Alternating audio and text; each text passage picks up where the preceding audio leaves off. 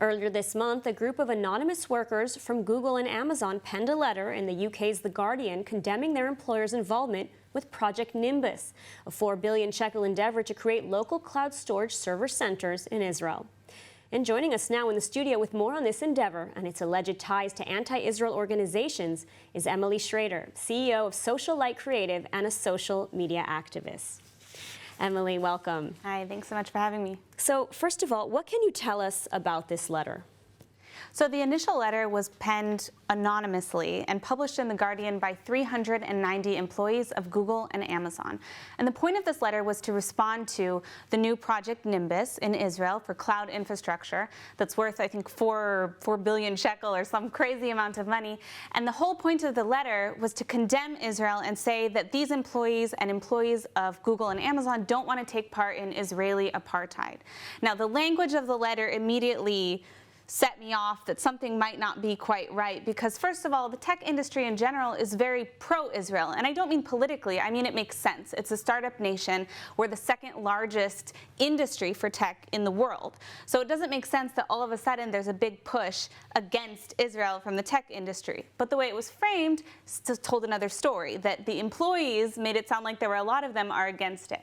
A few days later, there was a second article by 3 of the signatories of this letter in NBC News, and they identified themselves. Interestingly enough, when I looked into it further, I found that at least one of those people claimed to be behind the No Tech for Apartheid campaign that was launched just a few days later, less than 24 hours later actually, that was from known anti-Israel and BDS organizations. So, I mean, you tweeted last week that essentially this was organized by BDS groups Jewish Voice for Peace and Mpower. So how exactly did you reach that conclusion? So as I said, I started to look into it because I knew, just based on the language, this is the same type of rhetoric that we see from these more extreme organizations.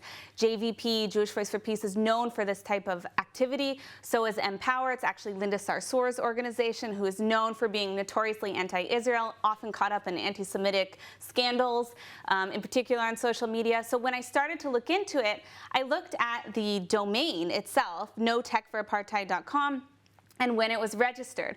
Now, interestingly enough, this campaign was registered on August 17th.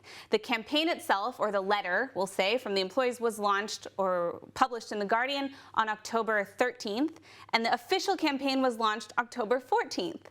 So they claimed that it was just from the employees themselves, that there's just such a big movement of anti-Israel activity in the companies, and turns out maybe that's not actually what was behind it. If less than 24 hours they had 20 partners, as they advertised on the site, and multiple signatories. And when I tweeted this, JVP actually responded to me, which is unusual for them, and they said, well, of course we support them. We launched a whole campaign to support them after the fact, except that I knew already, because I looked at the domain, that they purchased it in August. So the problem isn't that they're collaborating. Of course, activists collaborate all the time. The problem is that they're dishonest about it, and they wanted to give a false perception of anti-Israel movements online and in person from these companies. And this, you said, is a known tactic of BDS organizations? Yeah, so this is something that we've seen from JVP and other similar groups before. Just a few weeks ago, they latched on to something that was not involved in BDS at all. Nike wanted to close a few of their in-person stores, and all of a sudden we see anti-Israel activists and organizations making a big deal about how Nike is boycotting Israel. That wasn't the case at all. That has nothing to do with it. It was just a business decision unrelated. They're closing stores all over the world. So we see that they latch on to things when they don't actually have successes, and I think that this is just another example. The fact of the matter is 390 employees of Amazon and Google is 0.028% of all their employees, 1.4 million. So this is hardly representative of a strong movement against Israel. Right, so that leads me to my next question. I mean, what kind of impact is this campaign actually having? I mean, Google and Amazon, both countries that have offices here in Israel, that work here in Israel. I mean, what's the impact of this campaign? Well, I think that Google and Amazon aren't really going to be paying much attention. They get criticism all the time on issues like this, but the fact of the matter is it's beneficial for them, both on the Israeli side and on the American side of these companies, to work with Israel and to work in Israel. So I don't think that there's any danger of that actually happening or any kind of boycott movement from these companies.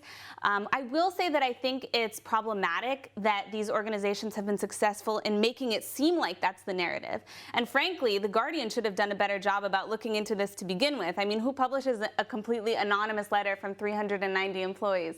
And then there's no follow-up about what happened after the fact or the fact that these other organizations are involved. So I'm not so worried about these companies doing anything, but I do think that unfortunately they've been successful in making it seem like this is a serious issue, and it's not. All right, Emily Schrader, thank you so much for taking the time to speak with us today. Thanks.